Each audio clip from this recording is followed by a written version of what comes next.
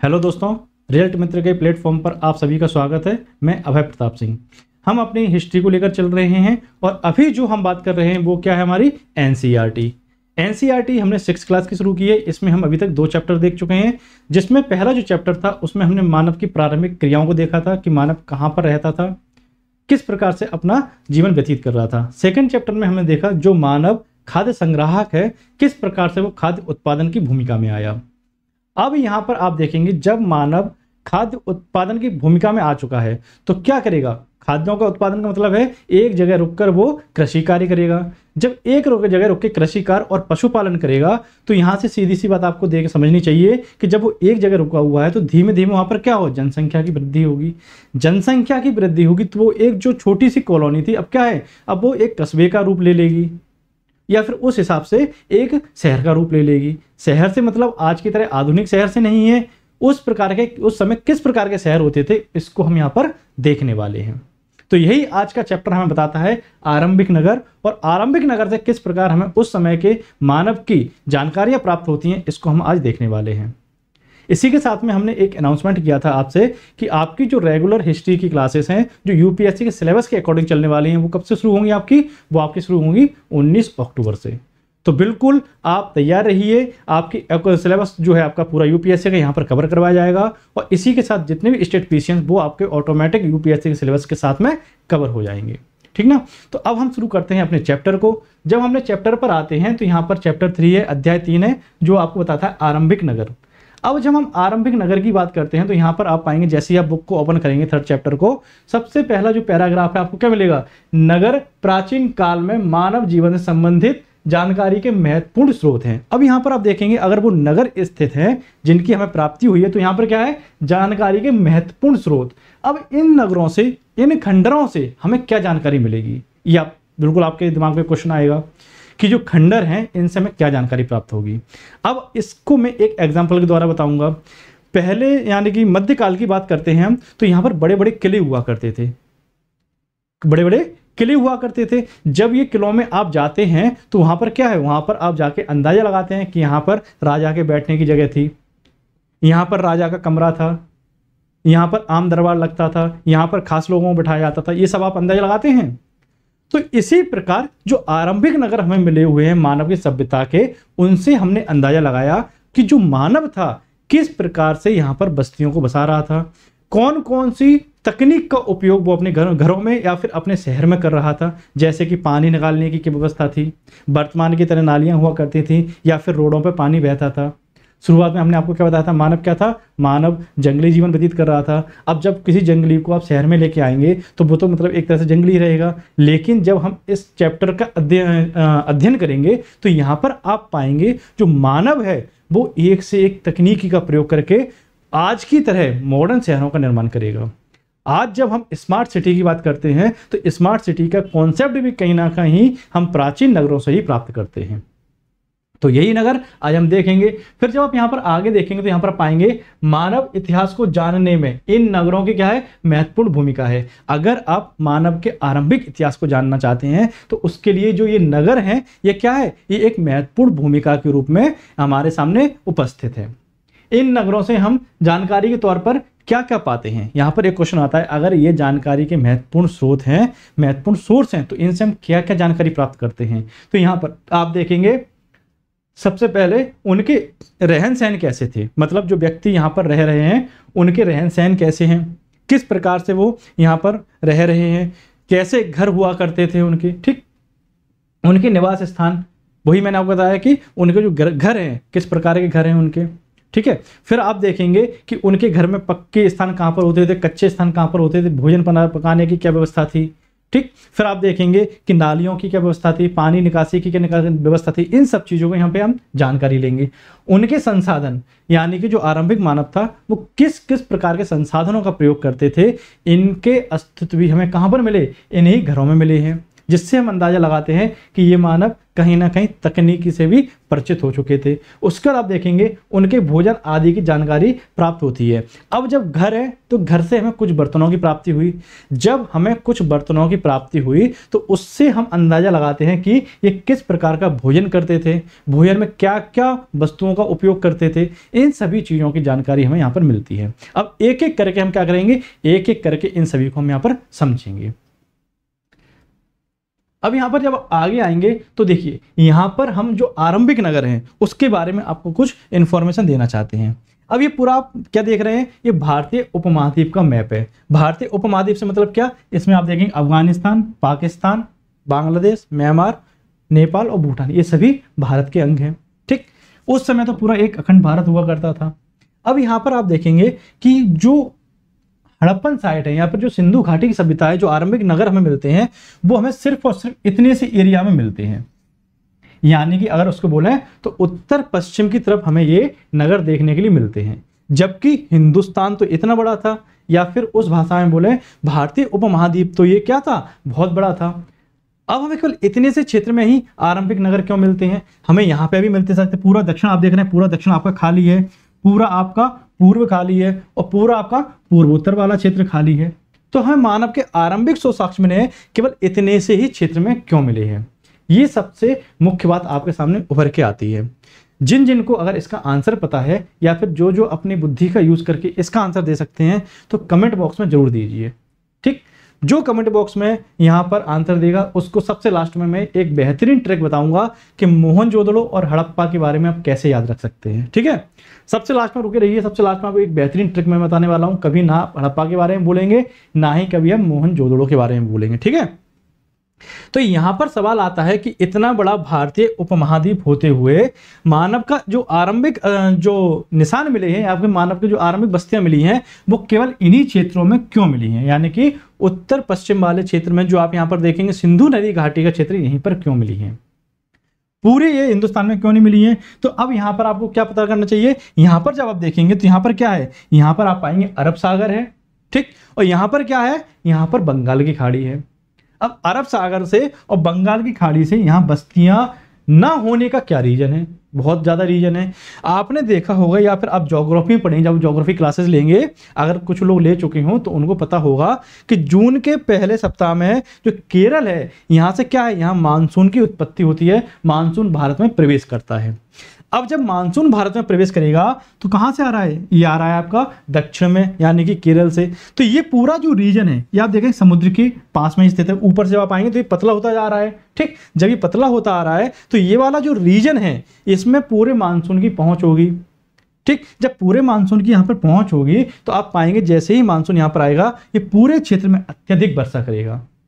ठीक, जब मानसून अत्यधिक वर्षा करेगा यहाँ पर, यही रीजन यहाँ पर क्या है, यहीं पर आप देखेंगे यहाँ पे भी बंगाल की खाड़ी के द्वारा मानसून वर्षा की जा रही है। जब यहाँ पर वर्षा हो रही है, यहाँ पर वर्षा हो रही है, तो वर्षा के कारण क्या है, वर्षा के कारण यहाँ पर जो लकड़ी पाई जाएगी वो क्या होगी, कठोर प्रकार की होगी। लकड़ी एकदम यहाँ पर मजबूत होगी जिसे पत्थरों के हथियारों से काटना पॉसिबल नहीं है या फिर संभव नहीं है। तो यहाँ पर क्या किया जाएगा, यहाँ पर ये लोग मानव की जो आरंभिक बस्तियां हैं यहाँ पर बसने के लायक जमीन नहीं है उनके पास, पहली चीज, क्योंकि यहाँ पर क्या है, लकड़ियां कठोर हैं। उसके बाद यहाँ जो जंगल है वो क्या है, सघन है, यानी कि पास पास स्थित है, उनमें आप दिन में जा नहीं सकते। तो यहाँ की जो परिस्थितियां हैं, यहाँ की परिस्थितियां आपको देखने के लिए मिलेंगी कि यहाँ पर रहने योग्य अभी यहाँ पर रहने योग्य क्षेत्र नहीं है। उसी प्रकार का ये वाला क्षेत्र है। अब जब ऊपर वाले क्षेत्र पे आते हैं यहाँ पर, तो यहाँ पर आप पाएंगे ये जो आपका उत्तर पश्चिम वाला क्षेत्र है, तो देखिए जब यहां से मानसून इंटर करेगा तो यहां पर पूरे वर्षा करते करते करते करते ऊपर तक आएगा। ठीक, अब यहां पर मैं आपको कलर चेंज करके दिखा दूं तो आपको ज्यादा अच्छे से समझ में आएगा। तो यहां पर आप देखेंगे जब मानसून यहां से प्रवेश करेगा तो यहां पर पूरे में वर्षा करवाएगा, पूरे क्षेत्र में वर्षा करवा रहा है। अब ऊपर आते आते क्या होगा, मानसून कमजोर हो जाएगा। जब मानसून यहां पर कमजोर होगा तो और दूसरी चीज, ये समुद्र के क्षेत्र से भी दूर है। तो नॉर्मल सी बात है कि समुद्र से क्षेत्र से भी दूर है और यहां से क्या है, यहां से जो मानसून जाएगा यहां पर ही पानी समाप्त कर देगा। तो यहां पर जाके अत्यधिक वर्षा नहीं होगी। जब यहां पर अत्यधिक वर्षा नहीं होगी तो यहां पर जो निवास कर रहे हैं, जो लोग यहां पर रह रहे हैं, वो लोग क्या करेंगे, यहाँ पर अपनी आरंभिक बस्तियां बसाएंगे। क्यों? क्योंकि यहाँ का जो क्षेत्र है ये क्षेत्र विरल है और यहाँ की जो लकड़ी है वो आपको कमजोर दिखाई देगी यहाँ की अपेक्षा के। कमजोर का मतलब ये नहीं कि आप हाथ से तोड़ दें, बल्कि यहाँ पर जो लकड़ी है जिसको आप पत्थर के हथियारों से नहीं काट सकते, यहाँ पर आप वो संभव बनाते हैं, पत्थर के हथियारों से आप यहाँ पर सफाई कर सकते हैं। पहला रीजन। और दूसरा रीजन यहाँ पर आप पाएंगे, यहाँ पर क्या है, यहाँ पर सिंधु नदी तंत्र है। सिंधु की 5 सहायक नदियां आपको यहाँ पर देखने को मिलेंगी, झेलम, चेनाब, रावी, ब्यास, सतलज। तो यहाँ पर आप देखेंगे नदियों की आपकी उपस्थिति देखने के लिए मिल रही है। तो प्राकृतिक रूप से क्या है, जल की उपस्थिति है। जब यहाँ पर जल की स्थिति है तो उपस्थिति है, तो आप भी कह सकते थे जल की उपस्थिति तो यहाँ पे भी है। यहाँ पर कौन सी दिक्कत है?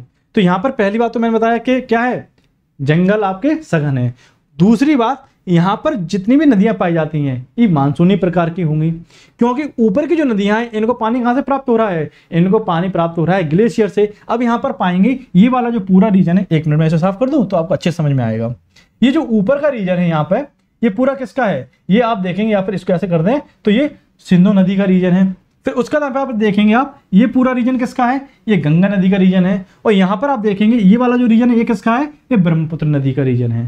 तो ये 3 जो रीजन है, सिंधु नदी तंत्र, ब्रह्मपुत्र नदी तंत्र और गंगा नदी तंत्र, ये जो तीनों रीजन है इनसे क्या है, ये जितनी भी नदियां यहाँ पर आप पाएंगे इनको जल की प्राप्ति कैसे हो रही है, एक तो वर्षा से, दूसरा यहाँ पर जो ग्लेशियर है वो पिघल पिघल के आ रहे हैं, जिससे जो ऊपर की नदियां हैं इनमें आप पूरे साल या वर्ष भर पानी की प्राप्ति देखते हैं। नीचे की जो नदियां हैं ये क्या है, गर्मी के समय पर सूख जाती हैं, क्योंकि इनको जो पानी की प्राप्ति होती है कैसे हो रही है, इनको पानी की प्राप्ति सिर्फ और सिर्फ वर्षा पर ये निर्भर है। तो अब देख रहे हैं यहाँ पर पानी की प्राप्ति आपके पास है, ठीक, पहली चीज। दूसरी चीज, यहाँ पर आपको जो क्षेत्र मिल रहा है, क्षेत्र कैसा है, यहाँ पर बिरल जंगल पाए जाएंगे, जिससे आप आराम से उसे काट सकते हैं, आराम से पत्थरों की मदद से आप उसे सफाई कर सकते हैं उसकी।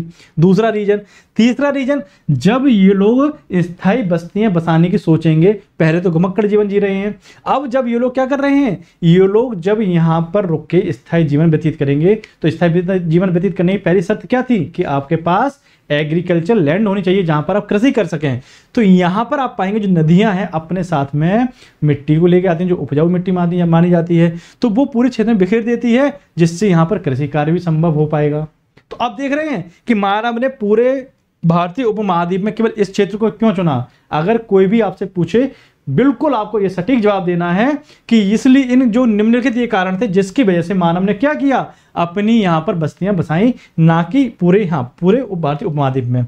फिर जब आप आगे जाएंगे और जब लोहे के हथियारों का प्रयोग करेंगे या फिर हम तांबे के हथियारों का प्रयोग करेंगे, तो यहां पर आप पाएंगे क्या होगा, यहां पर आपको देखने को मिलेगा कि जो ये क्षेत्र है यहां पर भी हम अपनी बस्तियां प्रारंभ करेंगे, लेकिन अभी नहीं, कुछ समय बाद देखेंगे आप यहाँ पर, ठीक। तो अभी क्या है, अभी ये पूरा क्षेत्र आपका यहां पर मानव की आरंभिक बस्तियां हैं, ठीक।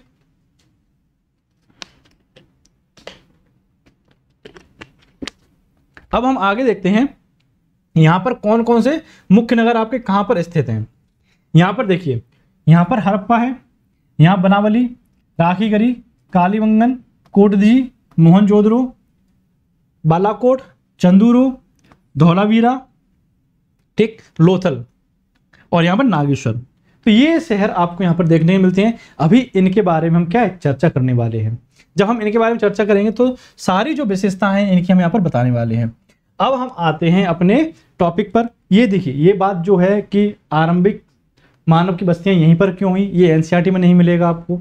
ये मैंने एक्स्ट्रा इन्फॉर्मेशन ये इसलिए दी है, आपको पता होना चाहिए कि जो मानव की आरंभिक बस्तियां हैं केवल हमें उत्तर पश्चिम तरफ मिली हैं, ना कि पूरे भारतीय उपमहाद्वीप में। अब इतना समझ में आया। अब जब हम आगे आएंगे तो यहां पर आप देखेंगे जो प्राचीन नगर थे उसके मैंने आपको उदाहरण बताए। अब हम बात करते हैं हड़प्पा की, कि इन स्थानों की खोज कैसे हुई। तो आरंभिक जब आप देखेंगे कि आरंभिक बस्तियां यहां पर हुआ करती थी, लेकिन समय के साथ ये क्या नष्ट हुई। जब समय के साथ ये नष्ट हुई तो ये खंडर में तब्दील हुई, ठीक। अब ये खंडर बन चुकी हैं, तो लोगों के इनके ऐतिहासिकता के बारे में पता नहीं है कि कितनी पुरानी है। फिर जब धीरे धीरे यहाँ पर मानव निवास करने लगा और यहाँ पर क्या है, यहाँ पर धीमे धीमे लोगों ने बड़े बड़े शहर बसाने शुरू किए। और फिर जब आपसे आज से 100 साल 150 साल पहले की बात करेंगे, जब भारत में रेलवे का विकास हो रहा था, अब आप बोलेंगे कि अभी हम बात कर रहे थे हड़प्पा और मोहनजोदड़ो की, जहां पर लोग क्या है जंगलों में शिकार कर रहे हैं, अब हम बात कर रहे हैं यहाँ पर ट्रेन की, रेलगाड़ी की। ऐसा क्यों? तो जब आप इन शहरों के बारे में पढ़ेंगे एनसीईआरटी में, तो आपको देखने के लिए मिलेगा कि इन शहरों की जो उत्पत्ति हुई, या फिर उत्पत्ति तो पहले हो चुकी थी, या फिर हम कह सकते हैं इन शहरों की जो खोज हुई वो एक बड़ी ही रोचक कहानी है। अब रोचक कहानी कैसे, वो मैं आपको सुनाता हूं। भारत में रेलवे की शुरुआत हुई।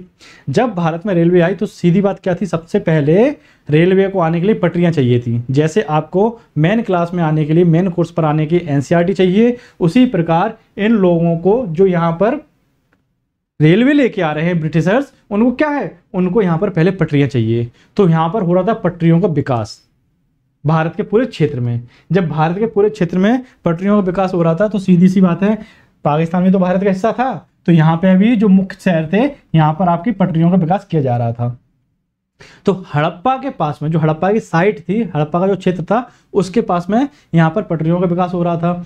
अब यहाँ पर जो इंजीनियर थे उनने देखा कि बगल से कुछ खंडर हैं। जब ये बगल से खंडर हैं तो इन्होंने सोचा कि एक तो मतलब टूट फूट चुके, पुराने जमाने के हो चुके, अब इनकी जो ईंट है वो बड़ी मजबूत है। तो इन्होंने क्या किया, यहाँ की जो साइट थी, यहाँ के जो स्थल थे, इनकी ईंटों को उठा उठा के, एक तरह से कह सकते हैं चोरी कर करके क्या किया, रेलवे लाइन में बिछा दिया। ठीक, इन्होंने हड़प्पा की जो ईंटें थी, जो मजबूत हुआ करती थी, उनको उठा के रेलवे लाइन की पटरियों पर बिछा दिया। अब उससे क्या हुआ, जब इन्होंने रेलवे लाइन की पटरियों पर बिछाया तब तक तो इन्हें पता नहीं था कि इन्होंने कितना बड़ा मतलब एक तरह से क्राइम किया है। लेकिन जब आप देखेंगे फिर 1921 में, जब आप 1921 में आएंगे तो यहाँ पर आपको एक व्यक्ति मिलेंगे, एक महोदय मिलेंगे, दयाराम साहनी। दयाराम साहनी कुछ ब्रिटिशर्स की मदद से यहाँ पर क्या पाएंगे, यहाँ पर पाएंगे कि जो हड़प्पा है इसकी खोज की जाएगी। कौन खोज करेगा, दयाराम साहनी। दयाराम साहनी जब ब्रिटिशर्स की मदद से यहाँ की खोज करेंगे तो फिर आप यहाँ पर पाएंगे क्या, जो यहाँ पर अधिकतर नगर हुआ करते थे उनकी ईंटें चोरी कर करके कहाँ, रेलवे लाइन में बिछा दी, जिससे यहाँ पर कुछ ही साइट बची हुई हैं जिनका वो अध्ययन करेंगे। तो इस प्रकार से 1921 में दयाराम साहनी हड़प्पा की खोज करेंगे। फिर 1922 में रखालदास बनर्जी मोहनजोदड़ो की खुदाई करेंगे एक तरफ से, या फिर यहाँ को ढूंढेंगे। ठीक, तो आप देख रहे हैं एक एक करके फिर सारी साइटों का हमें पता चलता रहेगा। अगर उस टाइम रेलवे का विकास ना हुआ तो हम समझ सकते थे कि हड़प्पा से हमें और भी बस्तियों की या फिर और भी अधिक जानकारी प्राप्त हो सकती थी। लेकिन इसकी ईंटों को लगा दिया गया रेलवे में, जिससे क्या हुआ, जिससे हमारी सभ्यता का नुकसान हुआ। अब यहां पे हम बता रहे थे आपको कि जो हड़प्पा है उसके बारे में, उसकी जो ईंटें थी चोरी करके लगा दी गई। अब जो हड़प्पा है ये कहां पर है, ये रावी नदी के किनारे बसा हुआ है। रावी नदी के किनारे बसा हुआ है। तो ये वर्तमान में कहाँ है, ये वर्तमान में पाकिस्तान के पंजाब प्रांत में है। पंजाब भी दो राज्य है, एक भारत में पंजाब है, एक पाकिस्तान में पंजाब है। तो जो पाकिस्तान वाला पंजाब है वहां पर आपको ये स्थल देखने के लिए मिलते हैं। फिर जब आप आगे की तरफ आएंगे तो यहाँ पर देखिए, यहाँ पर जो मैंने बताया कि खोज कैसे हुई थी उस सभी चीजों को मैंने यहाँ पर दिया हुआ है। फिर अब हम आते हैं आगे। जब हम आगे आएंगे तो यहाँ पर देखेंगे, देखिए ये पूरा वही है कि 1921 में आगे दयाराम साहनी ने किस प्रकार यहाँ पर खोज की। अब फिर आगे जब आएंगे, आगे जाकर अन्य नगरों की भी खुदाई हुई। जब हमने हड़प्पा को खोदा, मोहनजोदड़ो को खोदा, उसके बाद हमने चंदूहड़ों को खोदा, लोथल की पता किया, तो कई सारे नगरों का धीरे धीरे हमें क्या है पता चल रहा है। अब जब हमने इनका अध्ययन किया तो हमें पता चलता है कि इन नगरों का जो निर्माण है कितना है, 4700 से 5500 वर्ष पूर्व का आपको देखने के लिए मिलता है। फिर जब आप आगे आएंगे तो यहाँ पर आप देखेंगे, यहाँ पर हमने कुछ डाटा लिया हुआ है। अब ये डाटा आपको पूरा रटने नहीं बैठना है, कुछ मुख्य नगर हैं बस वो आपको देखने हैं। तो यहाँ पर क्या है, जो नगरों की खोज हुए हैं, किस जगह कौन सा नगर पाया जाएगा उसको हमने यहाँ पर लिया है। जैसे कि यहाँ पर आप देखेंगे हड़प्पा। हड़प्पा जो नगर था आपका, ये कहाँ पर है, ये रावी नदी के तट पर मिला है हमें, जो वर्तमान में कहाँ पर है, साहिवाल जिला, पंजाब प्रांत, पाकिस्तान। इसकी खोज किसने की थी, दयाराम साहनी ने 1921 में की थी। फिर इसके बाद आता है मोहनजोदड़ो। मोहनजोदड़ो की खोज किसने की थी, ये की थी आपकी राखालदास बनर्जी ने 1922 में। ये कहाँ स्थित है, ये सिंधु नदी के तट पर स्थित है और लड़काना जिला, सिंध प्रांत, पाकिस्तान में स्थित है। फिर आप आगे देखेंगे चंदूहड़ो। चंदूहड़ो कहाँ पर है, सिंधु नदी पर। ये कहाँ पर है, नवाब शाह जिला, पाकिस्तान। किसने खोज की, एन.जी. मजुमदार 1931। फिर आगे आप देखेंगे कालीबंगन, घग्गर नदी, हनुमानगढ़ जिला पाकिस्तान, अमलानंद घोष कब 1951। तो धीरे धीरे के आप देखेंगे करेंगे कि हर नगर का क्या है खोज होती जा रही है। फिर यहाँ पर देखेंगे हम रोपड़ जो सतलज नदी के किनारे होगा, पंजाब का रोपड़ जिला, यज्ञदत्त शर्मा 1953 से 1956 के बीच में। फिर यहाँ पर आप देखेंगे लोथल, लोथल कहाँ है, भोगवा नदी, ये आपको कहाँ पड़ेगा, ये अहमदाबाद जिला गुजरात में मिलेगा। ये काफी महत्वपूर्ण नगर है। क्यों महत्वपूर्ण नगर है इसकी बात हम आगे स्लाइड में करेंगे। फिर यहाँ पर आप देखेंगे इसकी खोज किसने की थी, लोथल की, रंगनाथ राव 1954। लोथल के बारे में जानकारी लीजिएगा, इनका नाम रट लीजिएगा, काफी इंपॉर्टेंट है, न्यूज में बना रहता है। इनका नाम नहीं, लोथल का नाम तो हो सकता है कोई पूछ ले आपसे। फिर यहाँ पर आप देखेंगे आलमगीर, सुतकोनरेर, बनमाली, ठीक। फिर यहाँ पर आता है धोलावीरा। धोलावीरा की अगर बात करते हैं तो ये आपको मिलेगा लूनी नदी के तट पर, कहाँ पर, कच्छ जिला गुजरात। इसकी खोज किसने की थी, जेपी जोशी 1967 से लेकर 1968 में। तो ये पूरी चार्ट मैं आपको अवेलेबल करवा दूंगा अपने टेलीग्राम ग्रुप पर, यानी कि रिजल्ट मित्र के टेलीग्राम ग्रुप पर। आप वहां से इसको डाउनलोड कर सकते हैं। अब हम आगे जब आते हैं तो यहां पर आप देखेंगे इन नगरों की क्या विशेषता थी। अब हम आते हैं अपनी विशेषताओं पर। हमने नगरों की चर्चा की, नगर कहां से मिले उसकी चर्चा की। अब हम बात करेंगे कि इन नगरों की विशेषता क्या थी। तो यहां पर आप देखेंगे इन नगरों में से कई नगरों को दो या उससे अधिक क्षेत्रों में विभाजित किया गया है। यानी कि जो नगर हुआ करते थे इनको हमने क्या किया, दो भागों में विभाजित किया। दो भागों में कैसे विभाजित किया इसको भी आगे आप समझेंगे। यानी कि पश्चिमी भाग क्या था, छोटा था लेकिन ऊंचाई पर स्थित था। वहीं यहां पर आप देखेंगे पूर्वी भाग क्या था, बड़ा था लेकिन निचले शहर में स्थित था। इसको आप किस प्रकार समझ सकते हैं, इसको जब यहाँ पर देखेंगे पिक्चर में, देखिए ये पूरी जो इमेज है ये क्या है, ये आपको उस समय के एक शहर के बारे में बताती है। तो यहाँ पर आप देखेंगे छोटा सा जो क्षेत्र है ये क्या है, ऊंचाई पर है, ठीक। वही जो बड़ा क्षेत्र है वो कहाँ पर है, वो नीचे क्षेत्र में स्थित है। इससे क्या पता चलता है, इससे पता चलता है कि ये जो ऊपर वाला क्षेत्र था यहाँ पर या तो कोई पैसे वाले लोग रहते थे या तो यहाँ पर शासक वर्ग रहते थे, और ये जो नीचे वाला क्षेत्र है ये क्या जन समुदाय के लिए था। वर्तमान में जब दिल्ली में आएंगे, बहुत से लोग दिल्ली में रहते भी होंगे, तो यहाँ पर आप देखेंगे लुटियंस दिल्ली के नाम से एक क्षेत्र प्रसिद्ध है दिल्ली में। आप सर्च करेंगे नेट पे आपको मिल जाएगा, और हो सकता है मैप में भी आपको उसको इंडिकेट कर दिया जाए, तो आप सर्च करना। जो पार्लियामेंट है, हमारी संसद भवन है, जो राजपथ वाला पूरा एरिया है, ये पूरा एरिया क्या है, ये लुटियंस के दिल्ली के नाम से जाना जाता है। और यहीं पर जो हमारे देश को चलाने वाले मिनिस्टर्स होते हैं, हमारी अर्थव्यवस्था संभालने वाले जो बिजनेसमैन होते हैं, ये यहाँ पर रहते हुए दिखाई देंगे।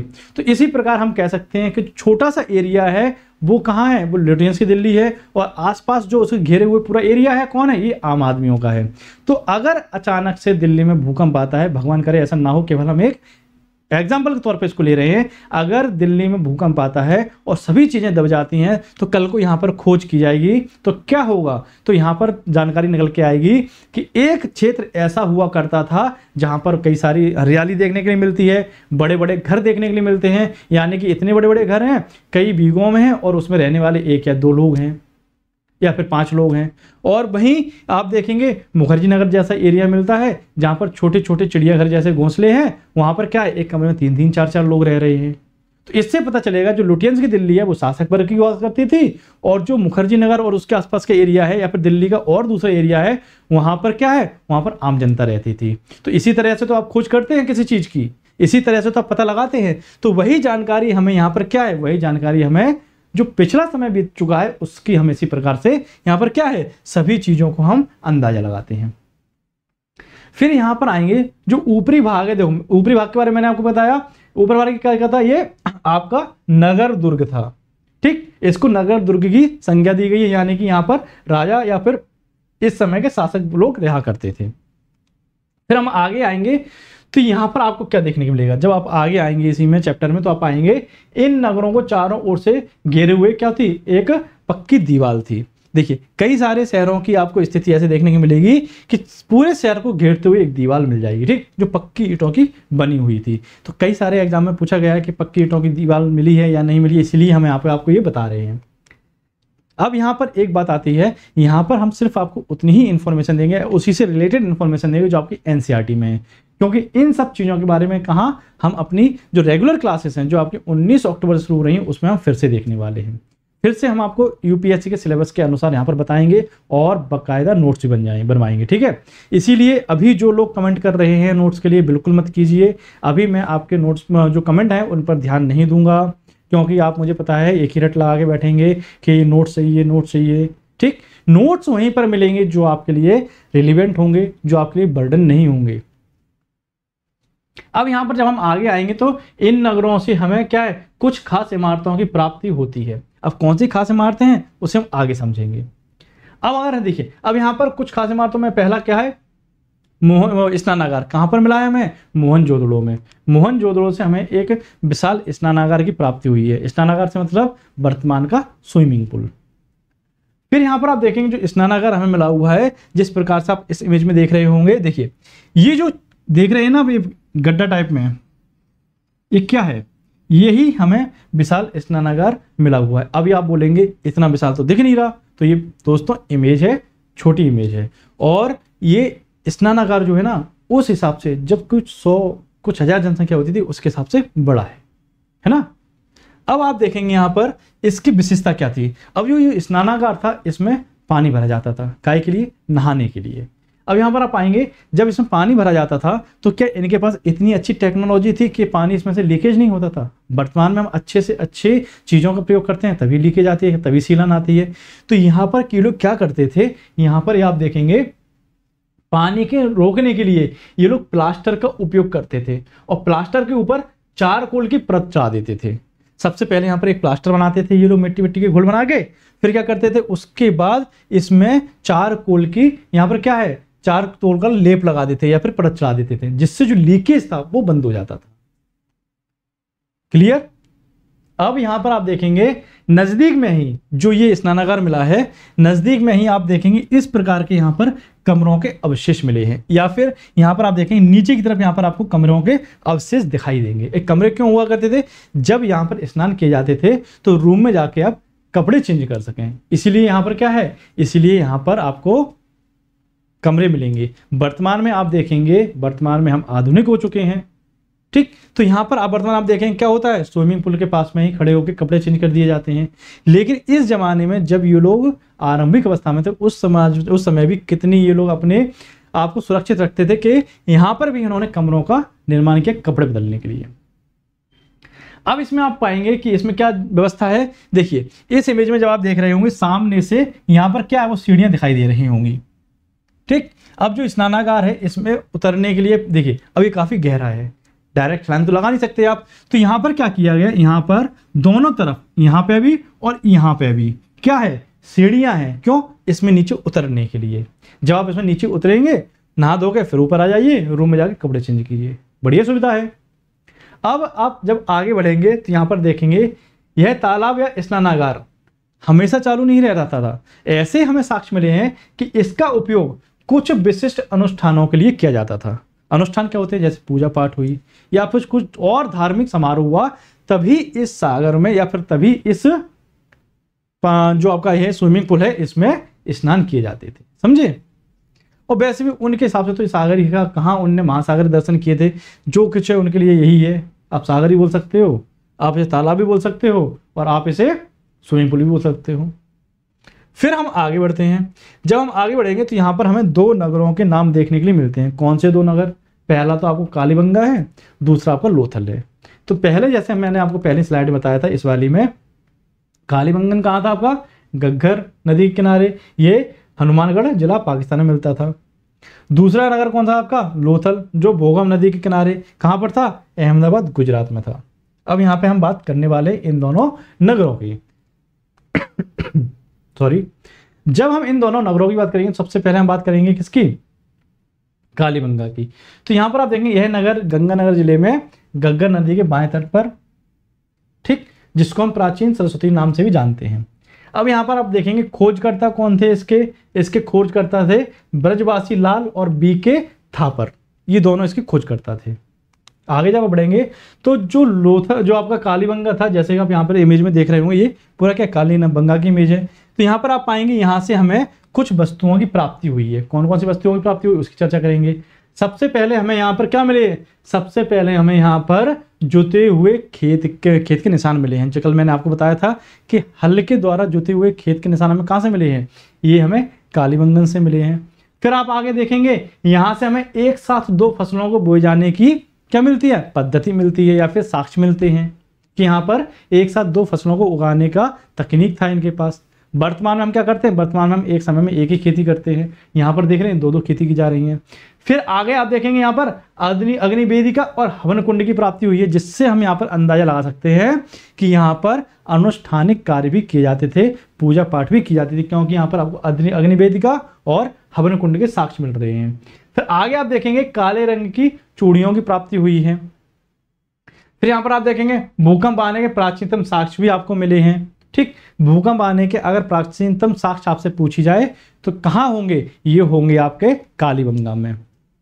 दिल्ली जैसे सिटी में तो हर दूसरे दिन यहाँ पर आप पाएंगे भूकंप के साक्ष्य आते रहते हैं। यहाँ पर जब तक 6 या फिर इसकी अधिक तीव्रता का भूकंप नहीं आता है, लोग आराम से लेटे रहते हैं, पता है छोटे मोटे भूकंप यहाँ पर कुछ नहीं करेंगे। फिर आगे देखेंगे यहाँ पर भूकंप के साक्ष्य मिले हमें। फिर यहाँ पर देखें लकड़ी की नालियाँ मिली हैं, हाँ लकड़ी की नालियाँ मिली हैं। ठीक, फिर जब आप आगे बढ़ेंगे तो हम आएंगे लोथल पर। ये आप इमेज देख रहे हैं, ये लोथल है आपका। लोथल की अगर हम बात करें तो ये आपको कहाँ मिलेगा, ये आपको गुजरात में मिलेगा। लोथल की क्या विशेषता थी, लोथल जो शहर था यहाँ से आपको बंदरगाह की उपस्थिति दिखाई देती है, मतलब इस शहर के नज़दीक में बंदरगाह उपस्थित था। अब इसकी जानकारी हम अभी आपको बताने वाले हैं। अगर हम लोथल की बात करते हैं तो यहाँ पर आप देखेंगे अहमदाबाद जिले में सगरबल नामक ग्राम के समीप भोगवा नदी के तट पर क्या है, अहमदाबाद है। ठीक, इसे लघु हड़प्पा अथवा लघु मोहनजोदड़ो के नाम से भी जाना जाता है। अब अगर आपसे एग्जाम में पूछा जाए कि लघु हड़प्पा या फिर लघु मोहनजोदड़ो के नाम से किस शहर को जानते हैं, तो ये आप बताएंगे लोथल को जानते हैं। इसकी खोज जो हुई थी कब हुई थी, 1955 से लेकर 1962 तक। ये जितने भी चीज़ें हैं ये आपको नहीं रटनी हैं, बहुत ही रेयर केस होता है कि आपसे पूछ लिया जाए। अब एक फैक्ट अगर पूछा भी जाता है तो उसके लिए आप इतने क्वेश्चन रटने की जरूरत नहीं है, जो इंपॉर्टेंट होगा मैं आपको बताता जाऊंगा। ठीक है, अब अगर हम लोथल की बात करते हैं तो यहाँ से हमें किन किन सामग्रियों की प्राप्त हुई है। सबसे पहले ईंटों का बना बंदरगाह हमें यहाँ पे प्राप्त हुआ है, जैसे कि आप यहाँ पर देख रहे होंगे ये क्या है, ये ईंटों के द्वारा बना हमें बंदरगाह मिलता है। अब आप बोलेंगे कि क्या लोथल समुद्र के किनारे था, लोथल समुद्र के किनारे था, लोथल समुद्र से दूर था। फिर बंदरगाह कैसे मिलता है, तो देखिए उस टाइम वर्तमान की तरह बड़े बड़े जहाज तो हुआ नहीं करते थे, छोटी छोटी नाव हुआ करती थी। अब नाव को पॉसिबिलिटी है कि आप क्या करेंगे, नदियों में भी चला सकते हैं। तो जैसे कि आप इस इमेज में देख रहे होंगे, यहाँ पर देखिए, यहाँ पर शहर तक आने के लिए क्या है, एक नदी है। ठीक, नदी के किनारे शहर बसा हुआ है। तो इन्होंने क्या किया, नाव बनाई और नाव के द्वारा इन्होंने क्या पाया, नाव के द्वारा इन्होंने पाया कि नदियों के अंतर्गत चलना पॉसिबल है, नदियों में ये जा सकते हैं। तो इस प्रकार से आप देख रहे हैं कि हमारे पास ऐसे शहरों की प्राप्ति भी हुई है जो क्या है, जिनमें हमें एक तरह से बंदरगाह की प्राप्ति भी होती है।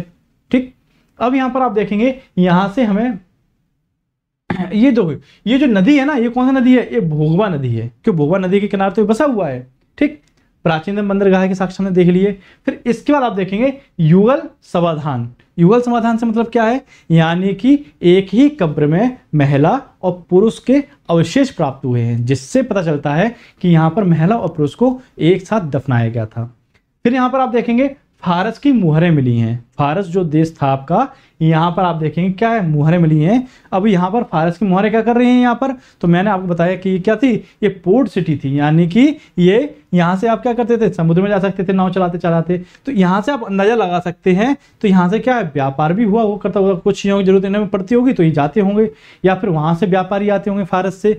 तो जो सील या फिर जो मुद्राएं मिली हैं उनकी अदला बदली हो रही है। जब ये मुद्राएं मिली हैं हमें फारस की, तभी हमने यहाँ पर अंदाजा लगाया कि यहाँ पर ट्रेड भी होता था, यहाँ पर इंपोर्ट और एक्सपोर्ट भी हो रहा है। ठीक, तो इसी से हमने पता लगाया था ये सारी चीज़ों के बारे में।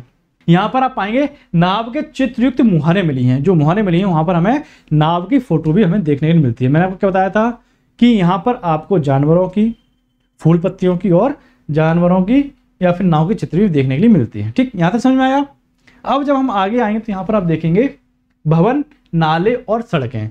अब हम घर की बात कर रहे हैं, शहरों की बात कर ली, तो इनके जो भवन होते थे उनके बारे में भी जानकारी लेनी चाहिए, जरूरी है। तो इनके जो भवन होते थे वो 1 मंजिल या फिर 2 मंजिल तक हुआ करते थे। देख रहे हैं कितनी अच्छी टेक्नोलॉजी है इनकी कि ये लोग 2-2 मंजिल तक घर को यहाँ पर बना रहे हैं। मध्य भाग में इनका क्या आंगन हुआ करता था। मैंने आपको एक स्टोरी सुनाई थी कि एक घर हुआ करता था। ये लोग क्या करते थे, अपने जो लोग होते थे बुजुर्ग जिनकी डेथ हो जाती थी वो अपने घर के आंगन में ही दफन कर देते थे। तभी मैंने आपको बताया था कि एक आंगन हुआ करता था, चारों कोनों पे कमरे हुआ करते थे। अगर ध्यान से आपने पढ़ा हो तो कल की क्लास में मैंने आपको बताया था, मैप भी ड्रॉ किया था मैंने यहाँ पे, ठीक। तो यहाँ पर आप देखेंगे मध्य भाग में आंगन हुआ करता था जिसके चारों तरफ कमरे हुआ करते थे, ठीक। जिसके चारों तरफ क्या है, कमरे हैं। अब कमरे होने से क्या मतलब है, कमरे होने से कमरे रहने के लिए हुए करते थे, और जो आंगन था वो अन्य गतिविधियों के लिए था, जैसे उन पर सुबह शाम बैठना या फिर अपने मृतकों को दफनाने के लिए वही जगह यूज करते थे, ठीक, जो मैंने आपको कल बताया था। तो इस प्रकार से जब आप देखेंगे तो अधिकांश घरों से क्या है, आपको स्नानागार मिलेंगे। जो घर हमें यहाँ पे प्राप्त हुए हैं इनसे हमें स्नानागारों की प्राप्ति होती है, ठीक। और कुछ घर हमें ऐसे मिले हैं जहां पर क्या है, कुओं की भी प्राप्ति हमें वहां से मिली है, ठीक। तो यहां तक क्या है, कुओं की यानी जानकारी हो चुकी थी, कुओं को खोद के पानी व्यवस्था करते थे। अब यहां पर आप देखेंगे नाले, जो वर्तमान नालियां होती हैं ये कैसी होती हैं, पक्की नालियां होती हैं, ईंट से ढकी रहती हैं, जिससे गंदगी न रही थी और साफ किया जाता था उनको। तो यहाँ पर आप पाएंगे जो नाले हुआ करते थे इन्हें एक सीधी रेखा में खोदा जाता था, जिससे पानी आसानी से क्या है, चला जाए, तथा इन्हें ढकने की व्यवस्था भी होती थी और इन्हें ढका भी जाता था। फिर आप देखेंगे इनकी साफ सफाई के लिए क्या एक मैन होल होता था, जिससे इनकी साफ सफाई की जा सके, ठीक। तो इस प्रकार से आप देख रहे हैं किस प्रकार से अपने व्यवस्थित शहर को लेते हुए चल रहे हैं, किस प्रकार से अपने शहरों की व्यवस्था कर रहे हैं। अब यहां पर आप आगे देखेंगे तो आगे आएंगे तो आगे आप यहां पर देखेंगे नगरीय जीवन। अब जब ये लोग नगर में जीवन व्यतीत कर रहे हैं तो यहां पर आपको क्या देखने को मिलेगा, नगरीय जीवन देखने के लिए मिलेगा। अब जब हम नगरीय जीवन की बात करेंगे तो यहां पर मैंने आपको क्या बताया, ये आरंभिक शहर हुआ करते थे। और आरंभिक शहर कैसे, जैसे कि वर्तमान में महानगर होते हैं या फिर मेट्रो सिटीज होती हैं। तो आरंभ उस जमाने के हिसाब से इनमें सारी सुविधाएं थी, स्विमिंग पूल है, पक्की सड़कें भी हैं, ठीक है। कुछ कच्ची सड़कें भी हैं लेकिन अधिकतर हैं पक्की सड़कें भी मिल रही हैं, नालियां भी हैं, 2-2 मंजिल के मकान भी हैं। एक तरह से आधुनिकीकरण इन्हें अपना लिया है। अब जिसके कारण यहाँ पर क्या है, बड़ी ही हलचल रहती थी, क्यों, शहर है, शहर में तो हलचल रहती ही है। यहाँ एक शासक वर्ग रहा होगा जिसने क्या है, इन नगरों का निर्माण किया। अब जो नगर निर्माण हो रहे हैं ये कोई आम आदमी तो करेगा नहीं। वर्तमान में ये आप देखते हैं, अगर दिल्ली में नई पार्लियामेंट बन रही है, नई यहाँ पर जो पीएम का हाउस बन रहा है, उपराष्ट्रपति के लिए घर बन रहा है, तो क्या है, ये शासक ही तो करवा रहे हैं। तो यहाँ पर आप क्या करेंगे, यहाँ पर आप देखेंगे यहाँ एक शासक वर्ग हुआ होगा जिसने क्या है, निर्माण कार्य करवाया होगा। फिर से आप देखिए, अगर दिल्ली में भूकंप आता है, आप लोग कहेंगे अच्छे आप आज दिल्ली के पीछे पड़ गए हो, तो एग्जाम्पल बता रहा हूं मैं आपको, ऐसा ना हो भगवान करे, किसी एक एग्जाम्पल समझने के लिए, ठीक। अगर दिल्ली में भूकंप आए तो जो बड़ी बड़ी लुटियंस वाली दिल्ली है ये पूरा समाप्त हो जाए, लेकिन जब इसकी खुदाई हो तो पता पड़े कि यहाँ पर बड़ी बड़ी इमारतें हुआ करती थी, जैसे नई संसद, पुरानी संसद, ठीक। इन सब के बारे में कोई अंदाजा क्या लगाएगा कि यहाँ पर एक शासक वर्ग रहा होगा जिसने क्या खुदाई, यहाँ पर जो शासक वर्ग होगा जिसने यहाँ पर निर्माण कार्य करवाए होंगे। फिर यहाँ पर आप देखेंगे जो शासक वर्ग था वो भोग विलास की वस्तुओं का भी उपयोग करता था, क्योंकि यहाँ पे हमें कई प्रकार की ऐसी वस्तुएं मिली हैं जो आम जीवन को चिन्हित ना करते हुए भोग विलास के लिए हमें समझ में आती हैं। अब यहाँ तक तो आपको बिल्कुल पिक्चर क्लियर हुई होगी। अब जब यहाँ पर लोग रह रहे हैं, यहाँ पर लोग अपनी क्रियाएं कर रहे हैं, व्यापार भी यहाँ पर हो रहा है, तो जरूरी है यहाँ पर मुद्राओं का हो रहा। तो यहाँ पर आप देखेंगे यहाँ से प्राप्त मुहरों से पता चलता है कि नगरों में लिपिक भी हुआ करते थे जो इन मुद्राओं पर लिखा करते थे। यानी कि जो मुहरें और जो मुद्राएं प्राप्त हुई हैं उनसे हमें पता चलता है कि यहाँ पर एक वर्ग ऐसा भी होगा जो पढ़ने लिखने में एक्सपर्ट होगा। उससे क्या पता चलता है, उससे पता चलता है कि क्योंकि इन मुद्राओं के ऊपर हमें चित्र मिले हैं और कुछ एक अलग लिपि भी लिखी मिली है। फिर यहाँ पर आप देखेंगे यहाँ से प्राप्त शिल्पकला से पता चलता है कि यहाँ पर शिल्पकला से संबंधित स्त्री पुरुष भी रहते थे। यहाँ पर हमें कुछ शिल्पकलाएं भी मिली हैं जिससे हम अंदाजा लगा सकते हैं कि यहाँ पर क्या है, यहाँ पर आपको अलग अलग प्रकार के लोग रहते थे जो यहाँ पर शिल्पी कार्य करते थे। अब देखिए, अब यहाँ पर आपको कुछ मोहरें दी गई हैं। अब इस मोहर में आप देख रहे हैं कितनी खूबसूरती से पेंटिंग की गई है इनमें। उम्मीद करता हूँ आपको समझ में आ रहा होगा। इसमें एक अलग डिजाइन है, इनमें जानवर दिए गए हैं, इसमें कुछ सिंबल दिए गए हैं, प्लस जानवर भी हैं, इसमें गोल गोल सिंबल बनाए गए हैं। तो ये पूरी आप जब देख रहे हैं ना, इस प्रकार की हमें मोहरें मिली हुई हैं। अब यहाँ पर आप देखें मिट्टी से बने खिलौनों की प्राप्ति हुई है, जिससे हमें पता चलता है कि बच्चे इस टाइम खेलते थे। फिर आगे जब आप आएंगे तो नगर और नगर शिल्प आपको यहाँ पर देखने के लिए मिलते हैं। नगर और नगर शिल्प कैसे, तो यहाँ पर आप देखेंगे ऐसी वस्तुओं के विषय में चर्चा करेंगे जिनकी प्राप्ति हड़प्पा से हुई है। ठीक, अब यहाँ पर आप देखिए जो वस्तुओं की प्राप्ति हुई वह क्या क्या थी, देखेंगे आप यहाँ पर पत्थर, शंख, तांबे, कांसे, सोने और चांदी की धातुओं से निर्मित, इन धातुओं से निर्मित हमें क्या है, वस्तुओं की प्राप्ति हुई। यहाँ पर आप देखेंगे क्या है, लोहे की प्राप्ति नहीं दिखेगी। फिर जब आप आगे आएंगे तो यहाँ पर आप देखेंगे लोहे की प्राप्ति न होने के कारण औजार, हथियार, गहने और बर्तन बनाने के लिए तांबे और कांसे का प्रयोग किया जाता था। ठीक, फिर आगे आप देखेंगे यहाँ पर क्या, मैंने कल भी आपको बताया था कि इस काल तक लोहे की प्राप्ति नहीं कह सकते, लेकिन तरह से बोलेंगे लोहे की आविष्कार नहीं किया था। लोहे को कैसे इनको कन्वर्ट करना है प्योर लोहे में, इसकी इन्होंने खोज नहीं की थी। क्यों नहीं की थी, अभी आरंभिक अवस्था में है, इनको इस चीज का ज्ञान नहीं है कि लोहे को उसका स्वरूप देने के लिए कितना हाई टेम्परेचर चाहिए। ठीक, सोने तथा चांदी के गहने तथा बर्तनों का निर्माण यहाँ पर किया जाता था। फिर आप देखें मन के बाट और फलक की प्राप्ति होती है। इस प्रकार से आप देखेंगे, इस प्रकार से हमें क्या मिला है, इस प्रकार से हमें नर्तकी की मूर्ति मिली हुई है, इस प्रकार से हमें खिलौनों की प्राप्ति हुई है, इस प्रकार से हमें भोग और विलास की वस्तुएं प्राप्त हुई हैं। यहाँ पर आप देख रहे हैं ज्वेलरी भी मिली है, ज्वेलरी से मतलब गोल्ड की और भी कई चीज़ें मिली हैं। और जो आम आदमी थे वो मिट्टी के गहने बना के पहन लिया करते थे। इस प्रकार के साक्ष्य भी हमें यहाँ पर देखने के लिए मिलते हैं। अब यहाँ पर आप देखेंगे हड़प्पा में मुहर है। हड़प्पा में हमें कुछ मुहरों की प्राप्ति होती है, जैसे कि यहाँ पर आप देख रहे होंगे इस प्रकार की, जो हमने आपको पिछले भी इमेज में दिखाया था, इस प्रकार की जो मुहरें हैं इनकी प्राप्ति हमें हड़प्पा से होती है। अब बात आती है कि बनने किससे थे, तो ये पत्थरों से निर्मित किए जाते थे। इन पर जो चित्रकारी थी वो क्या थी, जानवरों की थी और अलग अलग आकृति बनाई जाती थी। जैसे यहाँ पर आप देखेंगे ये एक लिपि है, ये हड़प्पा लिपि है, अभी तक इसे पढ़ा नहीं जा सका है। ठीक है, तो इस प्रकार से हमें क्या है, तो इस प्रकार की हमें यहाँ पर अलग अलग चित्रकला और अलग अलग वस्तुएं प्राप्त होती हैं।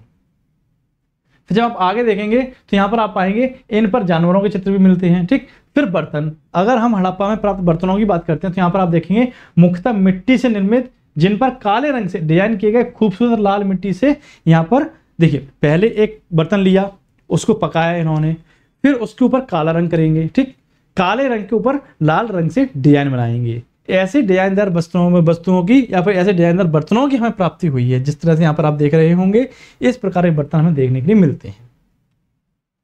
फिर जब आप आगे आएंगे तो यहाँ पर आप पाएंगे क्या, फेंस। ठीक, फेंस में आप देखते हैं, फेंस में मन के चूड़ियां और काले और छोटे बर्तन बनाए जाते थे। ठीक, मन की फेंस क्या होती थी, छोटे छोटे बर्तन जब बनाए जाते थे उनका प्रयोग। और इस प्रकार से बच्चों को खेलने के लिए क्या है, इस प्रकार से बच्चों को खेलने के लिए अलग अलग मूर्तियां बनाई जा रही हैं। वर्तमान में क्या होता है, वर्तमान में आप मोबाइल से खेलते हैं। अगर हम अपने जनरेशन की बात करें तो यहाँ पर गुड़ियाँ आती थी प्लास्टिक की, उससे खेलते थे, लेकिन इस समय इन चीज़ों की बस उपस्थिति नहीं थी, तो यहाँ पर क्या करते थे, मिट्टी के खिलौने बनाए जाते थे। ठीक है, फिर आप यहाँ पर आएंगे कच्चे माल की खोज। अब यहाँ पर आप देखेंगे वर्तमान में कच्चे माल को प्राथमिक क्षेत्र के अंतर्गत रखा जाता है। जो वर्तमान में कच्चा माल होता है, जैसे कृषि कार्य से उत्पन्न करते हैं आप, पशुपालन से उत्पन्न करते हैं, तो उसे हम क्या है, प्राथमिक केंद्र के अंतर्गत रखते हैं या फिर प्राथमिक क्षेत्र के अंतर्गत रखते हैं। ये आप अर्थव्यवस्था में देखेंगे। तो यहाँ पर आप पाएंगे कच्चे माल का जो उत्पादन है ये प्राकृतिक रूप से, ठीक, किसानों के द्वारा किया जा रहा है। किसान क्या कृषि कार्य कर रहे हैं, तो ये लोग उपज जो कर रहे हैं उनका उपभोग क्यों कौन कर रहा है, क्षेत्र के जो ऊंचे टीलों पर रहने वाले शासक वर्ग है वो भी कर रहा है और आम आदमी भी कर रहे हैं। अब शासक वर्ग यहाँ पर कृषि कार्य नहीं करेगा, जो आम आदमी कृषि कार्य कर रहा है वही अपना जो अधिशेष है, अधिशेष से मतलब अगर किसी आदमी की जरूरत 2 बोरे गेहूं की है साल भर की और उसने 3 बोरा गेहूं अतिरिक्त बचा लिया, तो 1 बोरा जो बचता है एक्स्ट्रा वो क्या अधिशेष होगा, तो वो क्या करेगा, वो अपने शासक वर्ग को समर्पित कर देगा। फिर यहाँ पर आप देखेंगे प्राकृतिक रूप से हमें क्या क्या कच्चे माल मिले हैं, तो यहाँ पर आप देखेंगे लकड़ी और कच्ची धातु।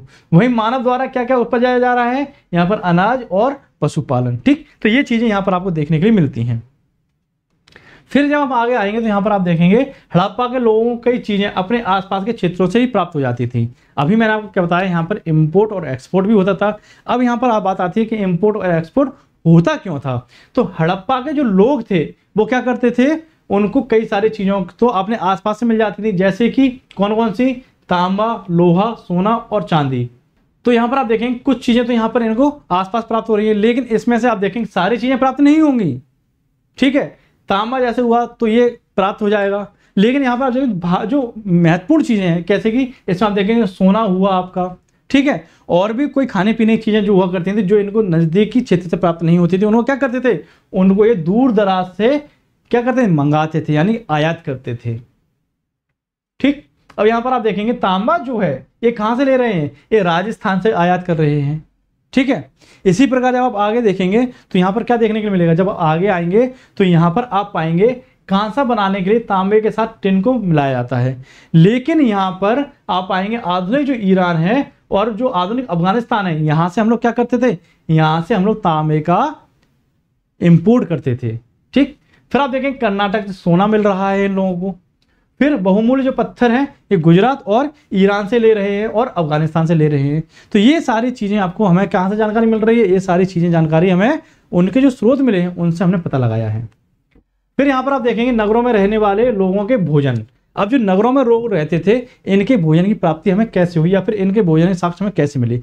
जब लोग नगरों में रह रहे हैं तो इनके पास किचन होती हुई जहाँ पे खाना बनाते होंगे, तो इनके जो बर्तन हुआ करते थे उनकी हमें प्राप्ति हुई है। उनमें हमने क्या पाया, कुछ बर्तनों में जौ है, कुछ में गेहूं है, दालें हैं, ठीक, मटर है, धान है, तिल है और सरसों है। इस प्रकार की हमें अन्य चीजें भी प्राप्ति होती है। फिर जब आप आगे आएंगे तो यहाँ पर आप देखेंगे खेती के लिए हल का प्रयोग किया जाता था। कल भी मैंने आपको बताया था कि हमें खेती के लिए क्या है, हल के साक्ष्य प्राप्त हुए हैं। ठीक, कल मैंने आपको बताया था कि जो हल थे उसके हमें प्रत्यक्ष साक्ष्य प्राप्त नहीं हुए हैं। क्यों? क्योंकि जो हल हुआ करते थे वो तो जल्दी डिकम्पोज हो जाते थे, लेकिन खिलौने के तौर पर हमें मिट्टी के हल प्राप्त हुए, जिससे हम अंदाजा लगाते हैं कि जो हल है वो उस समय उपयोग किए जाते थे किसके लिए, कृषि कार्य के लिए। फिर यहां पर आप देखेंगे आगे जब हम आएंगे, देखिए वही चीज यहां पर लिखी हुई है जो मैं आपको बताया है। ठीक, फिर जब आप आगे आएंगे सिंचाई के लिए जल की व्यवस्था। अब यहां पर आप देखेंगे सिंचाई के लिए जल की व्यवस्था कैसे होती थी। तो एक अनुमान के अनुसार बरसात की यहां पर क्या मात्रा कम थी।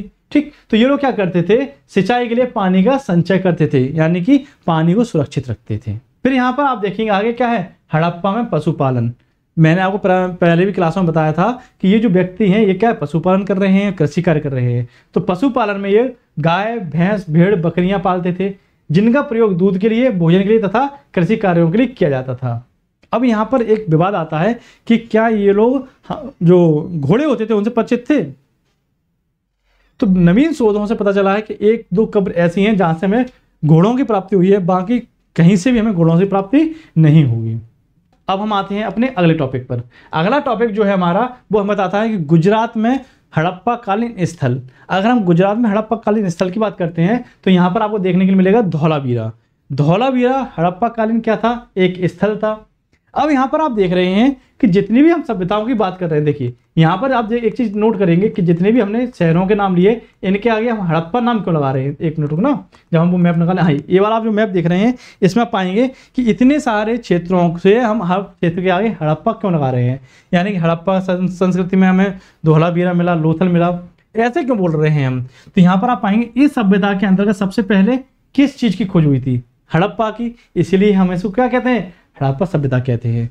और इसका जो दूसरा नाम है सिंधु घाटी सभ्यता। ये क्यों है, क्योंकि सिंधु नदी के किनारे बसी थी, इसलिए सिंधु घाटी सभ्यता भी कहते हैं और हड़प्पा सभ्यता के नाम से भी जानते हैं। अब यहाँ पर आप आगे आएंगे, जो अभी हम देख रहे थे यहाँ पर धौलावीरा, ठीक है ना, यहाँ तक सब क्लियर चल रहा होगा। अगर कोई भी डाउट हो आप कमेंट बॉक्स में लिख दीजिए। अब यहाँ पर हम आएंगे धौलावीरा। धौलावीरा की अगर हम बात करते हैं तो यहाँ पर देखिए विशेषता क्या थी धौलावीरा की। तो यहाँ पर अब विशेषता की बात करते हैं तो हड़प्पा के अन्य नगर जहां 2 भागों में विभाजित थे, कैसा, ऊंचा शहर और नीचा शहर। ठीक, लेकिन अगर हम धौलावीरा की बात करते हैं तो धौलावीरा ऐसा शहर था जो 3 भागों में विभाजित था। कौन से 3 भाग, यहाँ पर आप देखेंगे 3 भाग इसके, एक तो दुर्ग यानी कि किले टाइप में, फिर आप देखेंगे मध्यम नगर और निचला नगर। तो 3 भागों में धौलावीरा आपको विभाजित हुए दिखाई देगा। अब यहाँ पर आप देखेंगे यहाँ पर क्या बताया गया है कि कई लेखकों ने हमको बताया है कि जो हड़प्पा सभ्यता है या फिर सैंधव सभ्यता है, इसका सबसे बड़ा नगर पाकिस्तान में पड़ने वाला मोहनजोदड़ो है। लेकिन कुछ किताबों से हमें जानकारी मिलती है कि मोहनजोदड़ो ना होकर धौलावीरा इस सभ्यता का सबसे बड़ा नगर है। ठीक, तो ये आपसे अगर पूछा जाए तो ये कॉन्फ्लिक्ट की बात है, इसको थोड़ा आपको देख के टैकल करना पड़ेगा, लेकिन जब रेगुलर क्लास में आएंगे उसमें हम आपको फिर से बताएंगे। इसमें देखिए पानी का एकमात्र क्या है, इसमें वर्षा का पानी एकत्रित करने के लिए, अब जो शहर है उसमें वर्षा का पानी एकत्रित करने के लिए 24x7 मीटर का आप यहाँ पर क्या में देखेंगे, यहाँ पर आप एक जलमार्ग या फिर यहाँ पर एक एरिया देखेंगे जिसमें पानी को संरक्षित किया जाता था। ठीक, जो वर्षा का पानी था वहां से इसके एकत्रित किया जाता था। देखिए यहाँ तक आपने देख लिया। अब जब आप आगे आएंगे तो यहाँ पर हमारा जो लास्ट टॉपिक है क्या है, सभ्यता के अंत का रहस्य। अब जब हम सभ्यता के अंत के रहस्य की बात करते हैं तो यहाँ पर आप कह सकते हैं कि हमने सब कुछ देखा, कृषि कार्य देखा, शहरों का बसावट देखा, लोग वहां पर निवास कर रहे हैं। लास्ट में अब ये वर्तमान में बड़े बड़े शहरों में क्यों परिवर्तित नहीं हो सके, तो देखिए ये कहा जाता है कि कुछ कारण ऐसे थे जिनके कारण इस सभ्यता का क्या हुआ, अंत हुआ या फिर ये सभ्यता नष्ट हो गई। तो उन्हीं कारणों पर हम बात करेंगे। सबसे पहला और सबसे महत्वपूर्ण कारण बोला जाता है, ये बाढ़ बोला जाता है कि बाढ़ के कारण ये सभ्यता नष्ट हुई। ऐसा कहा जाता है कि ये जो पूरी सभ्यता थी कहाँ पर थी, ये नदियों के किनारे बसी हुई थी। तो अचानक से नदियों में अत्यधिक पानी आया होगा जो शहरों में बस गया होगा और यहाँ के जो लोग थे वो अपने अपने घरों को छोड़कर दूसरी जगह शिफ्ट कर गए होंगे, दूसरी जगह रहने के लिए चले हुए होंगे, जिसके कारण यहाँ पर क्या है, यहाँ पर सभ्यता का अंत हुआ। दूसरा जो यहाँ पर अंदाजा लगाया जाता है यह है आपका आर्य आक्रमण, यानी कि आर्यों का आक्रमण हुआ होगा, जिन्होंने क्या किया, जिन्होंने ये पूरे क्षेत्र को समाप्त कर दिया। अब ये जो धारणा है ये किसने दी है, ये आपके मॉर्टिमर व्हीलर के द्वारा दी गई है। लेकिन जब आप सूक्ष्म परीक्षण करेंगे तो यहां पर आप पाएंगे क्या, यहां पर आपको कुछ चीजें देखने के लिए मिलेंगी। यहां पर आप देखेंगे कि मोहनजोदड़ो से प्राप्त 26 नन कंकाल मिले हैं जिनके ऊपर तेज पैने हथियारों के निशान हैं। इसी से जो आपके व्हीलर महोदय हैं उन्होंने अंदाजा लगाया कि यहां पर जो सभ्यता थी इसको किसने नष्ट किया, आर्यों ने नष्ट किया। लेकिन यहां पर आप देखेंगे केवल हमें 26 नर कंकाल मिले हैं और 26 नर कंकाल के समाप्ति से आप पूरी सभ्यता को यहां पर समाप्त नहीं कर सकते। और उसके बाद आप देखेंगे जो सिंधु घाटी सभ्यता या फिर जो हड़प्पा सभ्यता है अलग अलग शहरों में स्थित है।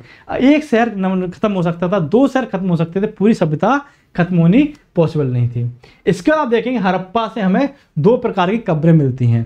R37 प्रकार की जो कब्र है ये हमें क्या है, ये हमें आम लोगों की कब्रों के बारे में बताता है। वही H प्रकार की जो कब्र है ये इन जो R37 प्रकार की कब्र इससे अलग थी। ठीक, ये जो व्यक्ति था जो कब्र H में जो दफनाया गया था, कहा जाता है ये व्यक्ति का जो स्ट्रक्चर था, जो ढांचा था वो अन्य व्यक्तियों से मिलता जुलता नहीं था। तो ऐसे अंदाजा लगाया गया कि ये जो व्यक्ति था ये दूसरी सभ्यता से यहाँ पर आया था और कहा जाता है यही आर्य थे। लेकिन आप यहाँ पर देखेंगे जो ये कब्र का फिर परीक्षण किया गया तो पाया गया कि जब ये सभ्यता नष्ट हुई तब ये व्यक्ति वहां मौजूद ही नहीं था, बाद में इस व्यक्ति को वहां पर दफनाया गया है। तो ये बात भी यहाँ पर क्या है, ये बात भी यहाँ पर समाप्त हो जाती है। अब इसके बाद एक महत्वपूर्ण कारण आता है क्या, पर्यावरणीय कारण। पर्यावरणीय कारण के अंतर्गत कहा जाता है जिन नदियों में यह सभ्यता पनपी यही नदियों के जल की अधिकता इस सभ्यता के पतन के तौर पर देखी जाती है। यानी कि बाढ़ वाला कॉन्सेप्ट जो हमने आपको बताया और साथ में पर्यावरणीय घटनाएं, इन दोनों कारणों से यहाँ पर इनको क्या है, हटना पड़ा। लेकिन अब यहाँ पर एक नया शोध हुआ है, कब, 2012 में। 2012 में एक शोध हुआ है जो किसने किया, पाकिस्तान और भारत के वैज्ञानिकों ने। भारत और पाकिस्तान के वैज्ञानिकों ने जब ये खोज की तो यहाँ पर आप देखेंगे मानसून की भूमिका की बात आती है कि मानसून के द्वारा किस प्रकार इस सभ्यता का अंत किया गया। तो जब आप इस टॉपिक को पढ़ेंगे या फिर इसमें जब आप आएंगे इस चैप्टर को पढ़ेंगे, 3rd चैप्टर को, तो इसमें लास्ट टॉपिक जो होगा वो आपको मानसून की अवधारणा के बारे में ही बताएगा। ठीक, तो देखिए अगर आप बीच में पीडीएफ नहीं बोलेंगे तो किस प्रकार किसने स्मूथ तरीके से यहाँ पर आपकी एनसीईआरटी चलती रहती है। ठीक ना। अब यहाँ पर आप देखेंगे लगभग 10,000 ईसा पूर्व पहले जो उत्तर पश्चिम में मानसून थे क्या अत्यधिक प्रबल थे, अत्यधिक मजबूत थे, जिस कारण इस क्षेत्र में कोई भी सभ्यता पनपने वाली नहीं थी। फिर आगे आप देखेंगे 5000 ईसा पूर्व के आसपास यहाँ पर क्या हुआ, मानसून थोड़ी ठीक स्थिति में आया। जब मानसून यहाँ पर थोड़ी ठीक स्थिति में आएगा तो यहाँ पर आप पाएंगे कि यहाँ पर सभ्यता पनपने को मौका मिलेगा। ठीक, जब सभ्यता पनपने को मौका मिलेगा तो आगे जब आप देखेंगे आगे क्या है, मानसून और भी पश्चिमी तरफ खिसकेगा, जिसके कारण यहाँ पर जो वर्षा है वो कम होगी और यहाँ पर जो सभ्यता है वो क्या होगा, सभ्यता अंतिम अवस्था में पहुंच जाएगी आपकी। ठीक है, तो इस प्रकार से हमें इस सभ्यता के बारे में पता चलता है। अब यहाँ पर एक बात आपके सामने उपस्थित होती है, क्या इस सब या जो नई बात आएगी, यहाँ पर मैंने आपसे एक वादा किया था कि जो यहाँ पर शांति से बैठेगा, समझेगा टॉपिक को और पीडीएफ की मांग नहीं करेगा, उसे मैं यहाँ पर एक ट्रिक बताऊंगा। तो यहाँ पर हम बात करते हैं एक ट्रिक के बारे में। अभी हमने देखा किस प्रकार से हमें जो सिंधु घाटी सभ्यता है उसके अंतर्गत दो महत्वपूर्ण शहर देखने के मिलते हैं। एक तो आपका हड़प्पा, दूसरा कौन सा, दूसरा आपका मोहनजोदड़ो। इस तरफ से आपको दिखाई नहीं देगा, मैं इस तरफ खड़ा हो जाता हूँ, ठीक है। हड़प्पा और मोहनजोदड़ो नाम के आपको दो शहर देखने के लिए मिलेंगे। अब यहाँ पर आप कंफ्यूज हो जाएंगे कि हड़प्पा की खोज पहले हुई या फिर मोहनजोदड़ो की, या फिर आप कंफ्यूज हो जाएंगे कि हड़प्पा की खोज किसने की थी, मोहनजोदड़ो की खोज किसने की थी। तो इसको मैं आपको एक ट्रिक के माध्यम से बताता हूँ। देखिए, ये दोनों शहर कहाँ के हैं, सिंधु घाटी सभ्यता के, इतना तो आपको याद रहेगा। अब एक है हड़प्पा, एक है मोहनजोदड़ो, ठीक। अब यहाँ पे आपको बताना है एच पहले आता है या फिर एम पहले आता है। तो आपको बताना है एच पहले आएगा या एम पहले आएगा। तो सीधी सी बात है कि एच पहले आएगा, तो पहले किसकी खोज होगी, पहले हड़प्पा की होगी, फिर किसकी होगी, मोहनजोदड़ो की होगी, ठीक। फिर आप देखेंगे 1921 पहले आता है कि 1922 पहले आता है। तो 1921 पहले आएगा, ठीक। तो 1921 में किसकी खोज होगी, 1921 में हड़प्पा की खोज होगी और 1922 में मोहनजोदड़ो की खोज होगी। इसी प्रकार आप देखेंगे, देखिए दो लोग थे, दोनों लोगों ने एक एक सभ्यता का खोज की। एक तो थे आपके दयाराम, दूसरे थे आपके रखालदास। तो जब हम इनको इंग्लिश में लिखेंगे तो यहां पर आपको एक शब्द मिलेगा डी, दूसरा शब्द मिलेगा आपको आर। उल्टी साइड खड़े होकर लिख रहा हूं, इसे थोड़ा आपको शब्द टेढ़ी-मेढ़ी दिख सकते हैं, ठीक है। इसको मैं जोड़ देता हूं, ठीक। यहां पर क्या है, यहां पे आर है आपके सामने। तो यहां पर आप देखेंगे जो डी है ये दयाराम को इंडिकेट करता है, आर रखालदास को इंडिकेट करता है। तो यहां पर डी पहले आ रहा है, तो डी किसकी खोज करेगा, यानी दयाराम किसकी खोज करेंगे, हड़प्पा की। कब, 1921 में। आर बाद में आता है, तो ये करेंगे मोहनजोदड़ो की 1922 में। इसी प्रकार आप आगे देखेंगे दो नदियां देखने के लिए मिलती हैं। एक तो आपके पास रावी नदी है, दूसरी आपके पास सतलज नहीं, सिंधु नदी है। तो यहां पर आपको क्या है, दो नदियां दी गई हैं, रावी और सिंधु। तो रावी नदी रावी नदी के किनारे कौन सी सभ्यता होगी, तो रावी नदी के किनारे हड़प्पा सभ्यता होगी, क्योंकि आर एस से पहले आता है और एस बाद में आता है। तो एस किसके, जो ये एस देख रहे हैं आप, ये मोहनजोदड़ो को इंडिकेट करेगा। फिर यहाँ पर आप देखेंगे हमें एक कोल्ड स्टोरेज मिला है। कोल्ड स्टोरेज मतलब जहां पर आप खाना स्टोर करते थे या फिर आप खाद्य पदार्थ स्टोर करते थे। और एक जगह से हमें स्विमिंग पूल मिला है। तो सी पहले आता है या फिर एस पहले आता है। देखिए इस स्पेलिंग थोड़ी मिस्टेक है, ये कोल्ड स्टोर होगा, ठीक है, COLD, कोल्ड स्टोर। इसको हम गोदाम भी मान सकते हैं एक तरह से। और यहाँ पर स्विमिंग पूल की प्राप्ति हो रही है, तो सी पहले आ रहा है या फिर एस पहले आ रहा है, ठीक। तो यहां पर आप कहेंगे सी पहले आ रहा है। तो जो गोदाम है, जो खाद्य पदार्थ रखने के लिए जो हमें गोदाम मिले हैं, तो वो कहां से मिलेगा, वो हड़प्पा से मिलेगा। और एस बाद में आ रहा है, यानी स्विमिंग पूल, वो कहां से मिलेगा, मोहनजोदड़ो से मिलेगा। तो उम्मीद करता हूं इस प्रकार से आप इस ट्रिक के माध्यम से ये दोनों शहरों को जानते रहेंगे, याद बने रहेंगे। इसी प्रकार की हम और भी ट्रिक आपके सामने लेते आते रहेंगे, जिससे इजी फॉर्म में हम आपको जीएस पढ़ा सकें, इजी फॉर्म में हम आपको जीएस बता सकें। जैसा कि मैंने आपसे वादा किया था कि जितने भी आपके कमेंट हैं उनको हम कब देखेंगे, उनको हम अपनी एक अलग से क्लास लेके आएंगे, जो केवल क्वेश्चन और आंसर सेशन की क्लास होगी। उसमें हम आपके सभी क्वेश्चन के क्या है जवाब देंगे, ठीक ना। इसी प्रकार से अपनी पढ़ाई पर ध्यान देते रहिए। जो भी डाउट हो आपके, जो भी आपके लीगल डाउट हैं, मतलब ये नहीं कि सर पीडीएफ, सर कितने घंटे की क्लास, ये सब नहीं सुना जाएगा। हम आपको पढ़ाने के लिए खड़े हुए हैं, हम आपको पढ़ाएंगे और आप भी पढ़ते रहिए, ठीक। आपके जो भी डाउट हैं वो आप क्वेश्चन आंसर सेशन में पूछ सकते हैं, क्योंकि अगर मैं यहाँ पर ये डाउट क्रिएट करने चला तो देखिए हिस्ट्री हम कैसे पढ़ रहे हैं, एक कहानी के फॉर्म में। जहाँ पर भी हम यहाँ पर रुकेंगे वहीं पर एक कहानी टूट जाएगी, वहीं पर इसका बिखराव हो जाएगा, समझे। इसीलिए जैसे यहाँ पर चल रहा है चलने दीजिए। जो भी आपके डाउट होंगे क्वेश्चन आंसर सेशन में बिल्कुल इनको क्लियर करेंगे, या फिर आप कमेंट बॉक्स में भी उसको लिख दिया कीजिए। जैसे ही हमें टाइम मिलेगा हमारी टीम उसका रिस्पॉन्स करेगी। तो इसी प्रकार से अपना प्यार रिजल्ट मित्र में बनाई रहिए, और जिस हिसाब से आप पढ़ाई कर रहे हैं उसको और अच्छे से कीजिए, जिससे आप सिलेक्शन के नज़दीक पहुंचे और आपको सिलेक्शन हो और हम लोगों को एक खुशी मिले कि हमने आपके सिलेक्शन तक आपको पहुंचाया। इसी एक अच्छी उम्मीद के साथ में इस क्लास को हम यहाँ पर समाप्त करते हैं। जल्दी ही मिलेंगे हम आपसे अपनी अगली क्लास में। तब तक के लिए स्वस्थ रहिए, पढ़ाई करते रहिए। कोई भी डाउट हो तो आप कमेंट बॉक्स में ज़रूर बताइएगा, ठीक। जय हिंद, थैंक यू।